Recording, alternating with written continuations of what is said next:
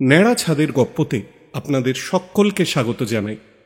আমাদের আজকের গল্প হেমেন্দ্র কুমার রায়ের লেখা রুদ্রনারায়ণের বাগান বাড়ি। এই গল্পের মূল চরিত্র কথক, সন্তোষ ও পূজারী। গল্প পাঠে সব্যসাচী চৌধুরী। গল্পের সূত্রধার আমি সমীশুভ্র গাঙ্গুলি। শুরু হচ্ছে হেমেন্দ্র কুমার রায়ের লেখা রুদ্রনারায়ণের বাগান বাড়ি।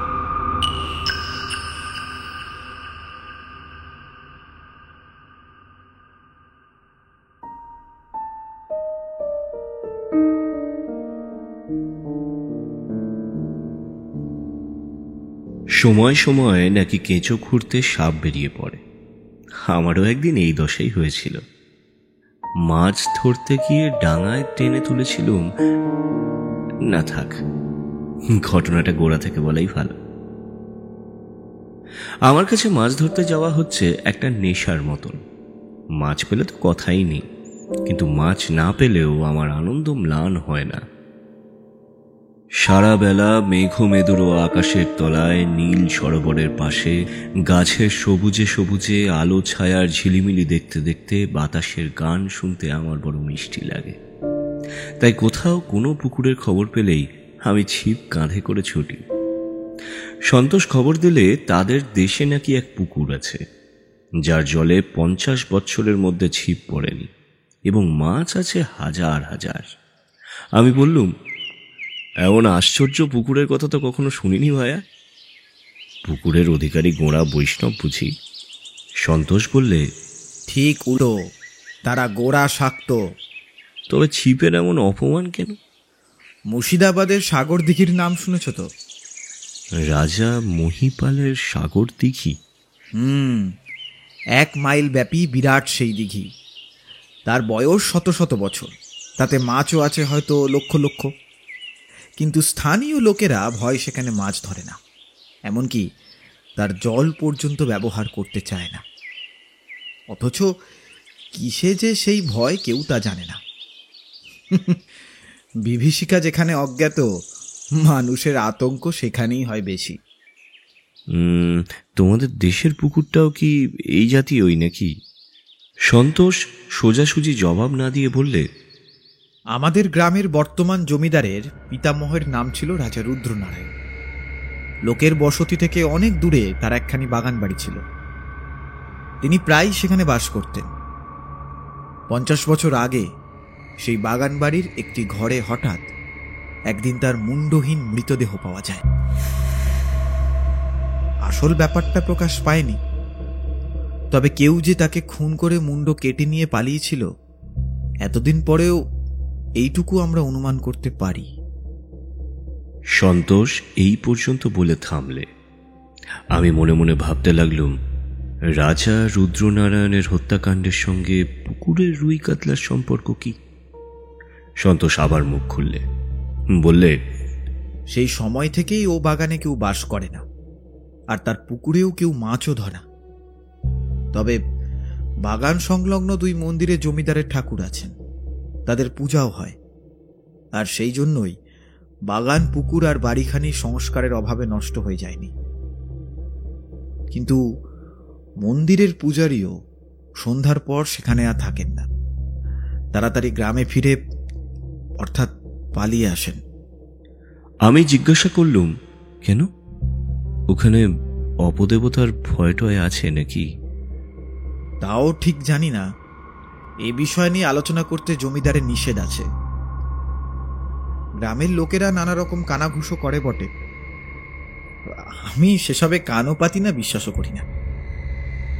তবে শুনেছি যে সেখানে এমন কোনো মূর্তিমান আতঙ্ক আছে যার নাম মুখেও উচ্চারণ করা উচিত নয়। যত সব বাজে কথা, আর এইসব কথা নিয়েই ওই পল্লীগ্রামের আড্ডাগুলি ভর সন্ধেবেলা রীতিমতন জমে ওঠে। ভূত, পেতনি, দৈত্য দানব, রূপথার নায়ক নায়িকা। ওইসব ভূত পেতনি বেঁচেছিল মানধাত্তার যুগে। একালে মানুষ মরবার পরে বাঁচবার সুযোগ পায় না। কি? আমারও তাই মত। আরে বাবা, মরবার পর যে দেহ লুপ্ত হয়ে যায়, সেই আত্মা যদি আবার দেহ ধারণ করতে পারত, তাহলে এই প্রাচীনা পৃথিবীতে ভূত পেতনির দল এতই ভারী হয়ে উঠত যে মানুষদের আর মাটিতে পা ফেলবার ঠাঁই থাকতো না। আমি জিজ্ঞাসা করলুম, আচ্ছা, এই রুদ্রনারায়ণের বাগান বাড়িতে মাছ ধরাও নিষেধ নাকি? না, তা নয়। এখন যিনি জমিদার তিনি আমার বন্ধু, তার কাছ থেকে অনায়াসেই অনুমতি আনতে পারি। আর ইচ্ছে থাকলে গ্রামের আরও অনেকেও মাছ ধরার অনুমতি পেতে পারত, কিন্তু কারো সেই ইচ্ছে নেই। সকলেরই বিশ্বাস ও বাগানের পুকুরে মাছ ধরতে যাওয়া নিরাপদ নয়। আমি উৎসাহিত হয়ে বললুম, সন্তোষ, তুমি তোমার জমিদার বন্ধুর কাছ থেকে ছাড়পত্র জোগাড় করো। আমি খালি ওখানে মাছই ধরবো না, আমি দিন তিনেক ওই বাগান বাড়িতে নির্জন বাসও করে আসবো। নির্জন বাস কেন? দেখো, প্রথমত আমি তোমাদের গ্রামের এই কুসংস্কার ভেঙে দিতে চাই। দ্বিতীয়ত, রহস্যময় বাড়ি, ভৌতিক আবহ, এসবই তো আমি ভালোবাসি রে বাবা। আর তৃতীয়ত, শহুরে জনতার তর্জন গর্জন ভারী একঘেয়ে হয়ে উঠেছে ভাই। বিজন স্তব্ধতার মধ্যে নিজের মনকে খানিকটা ছুটি দেওয়ার স্বাদ হচ্ছে যে। সন্তোষ বললে, বহুত আচ্ছা। তাহলে আমিও তোমার সঙ্গী হতে চাই। রাজা রুদ্রনারায়ণ নিশ্চয়ই কবিদের মতনই নির্জনতা প্রিয় ছিলেন। সাধারণ ধনীরা এমন জায়গায় বাগান বাড়ি করেন না। বাগানের কোনো দিকে 5 মাইলের মধ্যে লোকালয় নেই। চারিদিকে ধু ধু করছে মাঠ আর মাঠ, আর কিছু জলাভূমি। কিন্তু বাগানখানি যে একসময় চমৎকার ছিল, বহুকাল পরে আজও তা বোঝা যায়। পুকুরের জলও এখনো পরিষ্কার আছে। তার কারণ শুনলুম মন্দিরবাসী 2 পাষাণ দেবতার দয়া। পুকুরের জল তাদের নিত্য পূজার কাজে লাগে, তাই নিয়মিতভাবে তার পঙ্কোদ্ধার করা হয়। বাড়িখানিও শুনলাম রুদ্রনারায়ণের যুগে যেমন ছিল প্রায় তেমনই আছে। বর্তমান জমিদার তার পিতামহের প্রিয় প্রমোদ ভবনটিকে একেবারেই হতশ্রী হতে দেননি। মাঝে মাঝে তার ভিতরে বাহিরে যে মার্জনা কার্য করা হয়েছে, এটাও আন্দাজ করতে পারলুম। মানুষ হচ্ছে গৃহের আত্মা। পরিত্যক্ত বাড়ি দেখলেই আমার মনে হয় আত্মাহীন। এই বাড়িটাকে কিন্তু আমার তেমন মনে হলো না। মনে হলো এখনো তার প্রত্যেকটি ইট প্রাণের হিল্লোলে জীবন্ত, যেন এখনো তার ঘরে ঘরে বাজছে নীরব চরণধ্বনি। আমি বললুম, ও সন্তোষ, এ বাড়িতে ভূতের কোনো লক্ষণই নেই। দোতলার ওই কোণের ঘরটির দক্ষিণ খোলা, ওই ঘরেই আমরা আশ্রয় নেব। সন্তোষ মাথা নেড়ে বললে, না না, অসম্ভব। ওই ঘরেই রাজা রুদ্রনারায়ণের মুন্ডহীন দেহ পাওয়া গিয়েছিল। ও ঘর তালা বন্ধ, কারোর প্রবেশের অধিকার নেই। বেশ, তাহলে ওর পাশের ঘর, ওখানে পেলেও আমি দুঃখিত হব না।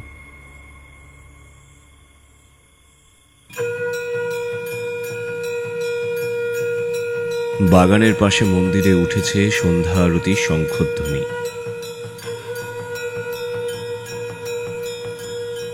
তারপরেই এক মুহূর্তের ভিতরে যেন ঘুমিয়ে পড়ল চতুর্দিক। দূরের মাঠ থেকে কোন গৃহস্বামী গাভীর হাম্বাধ্বনি বা কৃষক কি একটা রাখালের কণ্ঠস্বর পর্যন্ত শোনা গেল না। এই জায়গাটা যেন মানুষের পৃথিবীর বাইরে। নির্জনতাকে কোনোদিন এমন স্পষ্টভাবে অনুভব করার সুযোগই পাইনি আমি এর আগে। স্তব্ধতাকেও মানুষ চক্ষে দেখলুম ফ্রেমে আঁটা ছবির মতন। মাঝখানে রয়েছে যেন মৌনতার রেখা লেখা, আর তারই চারিদিক ঘিরে শব্দময় অদৃশ্য ফ্রেমের মতন পাখিদের সন্ধ্যা কাকলি, তরুকুঞ্জের পত্রমর্মর, বাতাসের দীর্ঘশ্বাস, ঝিল্লিদের ঐকতান। সুন্দর, বড় সুন্দর। গাড়ি বারান্দার উপরে আমি একলা দাঁড়িয়ে আছি। সন্তোষ গিয়েছে রাত্রের নিদ্রার বন্দোবস্ত করতে। মন্দিরের ভেতর থেকে 3 জন লোক বেরিয়ে এলো। একজনকে দেখেই বুঝলুম পূজারী। তারা হনহন করে চলেই যাচ্ছিল, হঠাৎ আমাকে দেখেই গাড়ি বারান্দার সামনে থমকে দাঁড়িয়ে পড়ল। তাদের চোখ মুখ বিস্ময়চকিত। তাদের মনের ভাব বুঝে মৃদু হেসে আমি বললাম, মশাইরা অবাক হয়ে কি দেখছেন? পূজারি বললে, আপনি কে? আমি জমিদার বাবুর অতিথি। পূজারি দুই চক্ষু বিস্ফারিত করে ত্রস্ত স্বরে বললে, অতিথি এই বাড়িতে? সেই রকমই তো মনে হচ্ছে। পূজারি আর কিছু বললে না। তারা তিনজনেই একবার পরস্পরের সঙ্গে অর্থপূর্ণ দৃষ্টি বিনিময় করে দ্রুত পদে বাগানের সীমানা পেরিয়ে অদৃশ্য হয়ে গেল। লোকগুলোর সন্দেহজনক কথা ও ভাবভঙ্গি নিয়ে হয়তো মনে মনে খানিকক্ষণ নাড়াচড়া করতুম, কিন্তু সে সময় আর পেলুম না। কারণ সুদূরের একটা তালবনের মাথার উপরে আকাশ তখন পরিয়ে দিচ্ছিল চাঁদের মণি মুকুট। সে গৌরবময় দৃশ্য আমাকে একেবারে অভিভূত করে দিলে। গ্রামের কোনো চাকর বা পাচক আমাদের সঙ্গে এখানে রাত্রিবাস করতে রাজি হয়নি। কাজেই সন্তোষী করলে নিজের হাতে রান্নার আয়োজন। এদিকে আমার বিদ্যা প্রথম ভাগ পর্যন্ত পৌঁছয় না। আমি চেষ্টা করলে কেবল একটি জিনিস ভালো রাঁধতে পারি, ভাত। তবে হাঁড়ি নামিয়ে ফ্যান গালতেও পারি না। আমরা যে ঘরে আশ্রয় নিয়েছিলুম সেখানে ছিল একখানা সেকেলে পালঙ্ক, দুখানা কাঠের কেদারা, দুখানা টুল, দেয়ালে টাঙানো দুখানা মস্ত মস্ত আরশি, একটা দেরাজওয়ালা আলনা, কারুকার্য করা প্রকাণ্ড একখানা আলমারি। প্রত্যেক আসবাবই ময়লা এবং জীর্ণ। দেওয়ালে খান কয়েক পৌরাণিক ছবি ঝোলানো রয়েছে, সবগুলি সেকালের বিখ্যাত চোরবাগান আর্ট স্টুডিওর লিথোগ্রাফ। চেয়ারের উপরে বসে বসে সন্ত্রের সঙ্গে আগামী কল্যকার মৎস্য শিকার নিয়ে কথাবার্তা চলছিল। জলের মাছেদের অবিরাম লাফালাফি দেখেই বুঝেছি যে এ পুষ্করিণী হচ্ছে ছিপধারীদের স্বপ্ন স্বর্গ। বর্ষির সঙ্গে সাংঘাতিক পরিচয় হয়েছে এখানে, এমন ঘাগি মাছের অভাব। ফেলো টোপ আর তোলো মাছ। কালকের ব্যাপার যে এই হবে এই সম্বন্ধে আমার একটুও সন্দেহ নেই। মনের আনন্দে এমনই সব আলোচনা চলছে, এমন সময় নিজের হাত ঘড়ির দিকে তাকিয়ে সন্তোষ হঠাৎ বলে উঠল, বাবা, রাত 12টা বেজে 2 মিনিট। আমি বললুম, তাই নাকি? বেশ তো, তাহলে নিদ্রা দেবীর আরাধনা করবার আগে আর একবার আকাশের চাঁদ মুখ দেখে আসি। এই উঠি। উঠবার উপক্রম করছি, হঠাৎ পাশের ঘরে একটা অভাবিত শব্দ হলো। মেঝের উপর দিয়ে হড়হড় করে কে যেন একটা ভারী চেয়ার টেনে ও ঘরের এদিক থেকে ওদিক পর্যন্ত নিয়ে গেল। ও ঘর মানে রাজা রুদ্রনারায়ণের তালাবন্ধ ঘর, যার মধ্যে কারোর ঢুকবার হুকুম নেই। সন্তোষ এক লাফে দাঁড়িয়ে পড়ল। কি হলো? আমি বললুম, সন্তোষ, তুমি বললে যে এ বাড়িতে কেউ থাকে না, তবে ও ঘরে অমন সশব্দের চেয়ার টানলে কে? হতভম্ব সন্তোষ কোনো জবাব দেওয়ার আগেই বাইরে কোথায় দড়াম একটা দরজা খুলবার আওয়াজ হলো। আধ মিনিট পরেই শোনা গেল সিঁড়ির উপর দিয়ে কে যেন দুমদুম করে অত্যন্ত ভাড়া পা নিয়ে নিচের দিকে নেমে যাচ্ছে। শব্দ খুব উচ্চ ও পাগুলো ভারী বটে, কিন্তু মনে হলো যে নেমে গেল সে মাতাল আর অন্ধ। কারণ আওয়াজ শুনলেই বোঝা যায় যে সে পা ফেলছে দ্বিধা ভরে ও বিশৃঙ্খল ভাবে। সন্তোষ বললে, খালি বাড়ি পেয়ে নিশ্চয়ই এখানে কোনো বদমাইশ এসে বাসা বেছে। চলো তো দেখে আসি। এরপরে সমস্ত ঘটনা ঘটল ঠিক বায়োস্কোপের ছবির মতোই দ্রুত। ঘরের কোণ থেকে আমার মোটা লাঠি গাছা তুলে নিয়ে সন্তোষের সঙ্গে আমি তাড়াতাড়ি বেরিয়ে পড়লুম।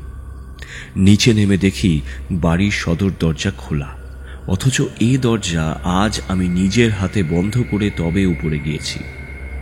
কিন্তু বাগানে বেরিয়ে দেখি কেউ কোথাও নেই। কাছাকাছি এমন কোনো ঝোপঝাপও দেখলাম না যার ভেতরে বা আড়ালে কেউ লুকিয়ে থাকতে পারে। পূর্ণিমার চাঁদের আলোয় চারিদিক ধপধপ করছে। ঘাস বিছানায় একটা পাখি বা বিড়াল পর্যন্ত থাকলে নজর এড়াতে পারবে না। তবে বাড়ির উপর থেকে এইমাত্র সশব্দে যে নিচে নেমে এসেছে, এরই মধ্যে সে কোথায় গিয়ে গা ঢাকা দিলে। সবিস্ময়ে এদিকে ওদিকে চাইতে চাইতে নজর পড়ল পুকুরের দিকে। জীর্ণ ঘাট থেকে হাত কয়েক তফাতে জলের উপরে দেখলুম একটা অস্বাভাবিক চাঞ্চল্য। জল যেন ছটফট করে চারিধারে ছুঁড়ে ফেলছে ছিন্ন ভিন্ন চাঁদের কিরণ। কোনো মস্ত মাছও ঘাই মেরে জল অমন তোলপাড় করে তুলতে পারে না। পুকুরের বুকে ক্রমেই বৃহত্তর হয়ে চারিদিকে ছড়িয়ে পড়ছে জ্যোৎস্নামাখা জলচক্রের পর জলচক্র। সন্তোষও তা দেখতে পেলে। দুজনেই ছুটে ভাঙা ঘাটের উপরে গিয়ে দাঁড়ালাম। প্রথমটা আর কিছুই দেখতে পেলুম না, আর তারপর আচম্বিতে ভেসে উঠল মানুষের দুখানা হাত, যেন কোন দলমগ্ন লোক তলিয়ে যাওয়ার আগে অসহায়ভাবে দুই হাত উপরে তুলে প্রাণ বাঁচাবার ব্যর্থ চেষ্টা করছে। দ্রুত পদে ঘাট দিয়ে নেমে গেলুম জলের ভিতরে। ক্রমে আমার বুকের উপরে জল উঠল। আমি সাঁতার জানি না, আমার পক্ষে এর বেশি এগিয়ে যাওয়া অসম্ভব। ব্যাকুল হাত দুখানা জেগে রয়েছে তখনও জলের উপরে, যেন তারা কোনো অবলম্বন খুঁজছে। হঠাৎই হাত দুখানা একবার অদৃশ্য হল। আমি ভাবলুম লোকটা বোধহয় একেবারেই তলিয়ে গেল। কিংকর্তব্য বিমূঢ়ের মতন যখন দাঁড়িয়ে রয়েছি, হঠাৎ দেখি হাত দুখানা একেবারে আমার কাছে এসে ভেসে উঠেছে।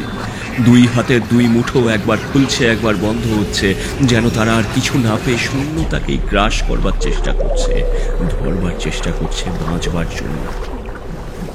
আমার হাতে ছিল লাঠি। তাড়াতাড়ি লাঠিখানা এগিয়ে দিলুম আমি, এবং সঙ্গে সঙ্গে অনুভব করলাম আমার লাঠি ধরে জলের ভেতর থেকে কে যেন সজোরে টান মারছে। প্রচণ্ড সেই টান, সে বিষম টান আমি সামলে পারলুম না। আরও খানিকটা এগিয়ে গেলুম এবং জল এসে উঠল আমার গলার উপরে। নিজের প্রাণ বাঁচাবার জন্য হাতের লাঠি ত্যাগ করবার উপক্রম করছি, এমন সময় পেছন থেকে সন্তোষ এসে আমাকে দুই হাতে প্রাণপণে জড়িয়ে দিল। তারপরে আমাকে যত জোরে পারে টানতে টানতে সিঁড়ির উপর দিকে নিয়ে চলল সন্তোষ, এবং সঙ্গে সঙ্গে আমার লাঠির অন্য প্রান্ত ধরে জল থেকে ঘাটের উপরে টলতে টলতে উঠল আর এক মনুষ্য মূর্তি। নিরাপদ স্থানে উঠে হাঁপাতে হাঁপাতে বললুম, সন্তোষ, সন্তোষ ভাই, আমার কিছু হয়নি সন্তোষ, কিন্তু ওই লোকটিকে দেখো, ওর বোধহয় অবস্থা খুব শোচনীয়, দেখো তো দেখি। মূর্তিটা তখন ঘাটের উপর ধাপে এসে লম্বা হয়ে শুয়েছিল। সন্তোষ এগিয়ে গিয়ে তার উপরে হুমড়ি খেয়ে পড়ল, এবং পর মুহূর্তেই বিকট এক চিৎকার করে সেখান থেকে এক ছুটে পালিয়ে গেল সন্তোষ। সেরকম প্রচন্ড চিৎকার আমি আজ অব্দি কখনো শুনিনি। আমার সর্বাঙ্গ হয়ে উঠল রোমাঞ্চিত। বিদ্যুৎ আহতের মতন আমি উঠে বসলুম এবং স্তম্ভিত নেত্রে দেখলুম ঘাটের উপরে শায়িত এক আড়ষ্ট নিশ্চেষ্ট দেহ, যার হাত আছে, পা আছে, অন্যান্য অঙ্গ প্রত্যঙ্গ সব আছে, কিন্তু স্কন্ধের ওপর নেই কেবল তার মুন্ড। সে হলো কবন্ধ, কবন্ধ জমিদার রুদ্রনারায়ণ।